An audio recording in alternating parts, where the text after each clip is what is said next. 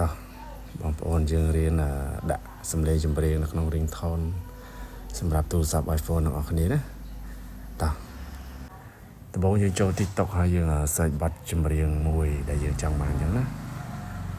នេះ search មកឧទាហរណ៍ខ្ញុំយកបទនេះចុះពេញចុចបទហ្នឹងយើងចុច share មកតមកទៀតយើងចាក់ចេញយើងចូលទៅចាំមើលបទចម្រៀងចូលនៅនេះបទចម្រៀងមកចុច down ដល់2ដងអូខេយើង down ហើយឥឡូវយើងចូល App Store ដើម្បី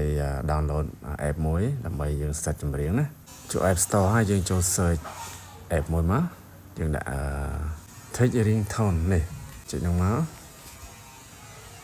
អូខេបន្តមកទៀតយើងចុច down មកចុច download មកអូខេឥឡូវយើង down ចប់យើង open វាអូខេនៅពេលដែលយើងបើក open មកវាទាយកលុយយើងមិនបាច់នេះទេយើងយកពាក្យនេះ limit version មកពេលចូលដល់ហ្នឹងហើយយើងចុចសញ្ញាបុកខាងក្រោមហើយយើងយកចម្រៀងដែលយើង down វិញចេញពី gallery យើងមកអូខេ